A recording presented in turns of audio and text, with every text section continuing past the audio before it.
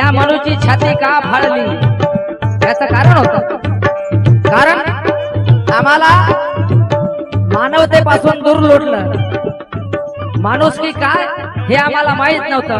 म्हणून डॉक्टर बाबासाहेब आंबेडकरांनी या देशामध्ये समता, शांती, बंधुत्व नांदावं म्हणून बाबासाहेब आंबेडकरांनी क्रांती, धम्मक्रांती केली। म्हणून बोलतो काय, अहो समता स्वातंत्र्यासाठी, समता स्वातंत्र्यासाठी युद्ध तयाने छेडिले, युद्ध तयाने छेडिले, युद्ध तयाने